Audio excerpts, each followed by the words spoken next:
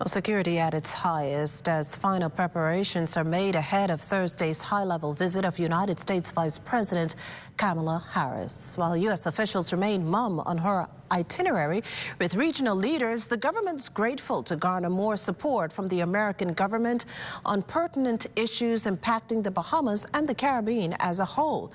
Altavis Munnings joins us live in studio with this preview. Good evening, Altavis. Good evening, Mukushla, and good evening, Bahamas.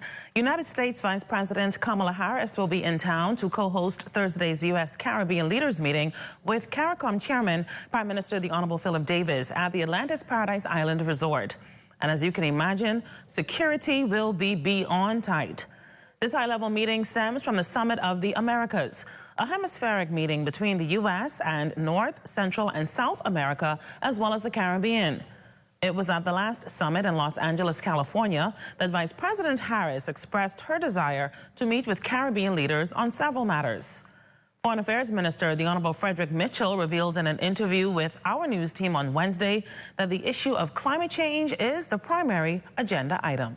It's existential.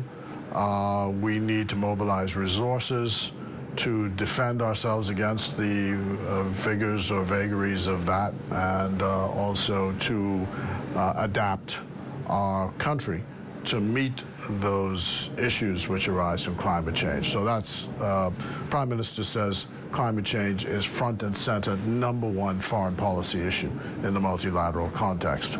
In the bilateral context, of course, we have a lot of things to discuss. The pre-clearance facility, we want that returned to Freeport. Visa issue policies, that's another issue. Security and the guns coming from the United States. So those are important issues because that affects our crime. Keep in mind that the Biden-Harris administration is still monitoring the aftermath of last year's Hurricane Nicole that pounded residents on Florida's East Coast with catastrophic beach erosion, while paying attention to climate change impacts around the hemisphere. The islands of the Caribbean are a security issue for the United States, and you know the geography is what it is, so it can't be ignored. And that's essentially it. We're tied at the hip, not going anywhere. Plus, you have a large, well, if not large, significant diaspora of Caribbean citizens in the United States who have votes, and that makes a difference. Now, U.S. Vice President Harris has already met with several Caribbean heads of government since coming to office. Our news team understands, though, that she will only be in the Bahamas for a few hours on Thursday. Minister Mitchell hoped it would have been longer. In terms of the climate change front, we were hoping that there'd be an interface with the public by taking her up to Abaco and seeing what the effects of Dorian were on the country and how Dorian is struggling, how the Dorian people who've been affected by Dorian are struggling to get back on their feet.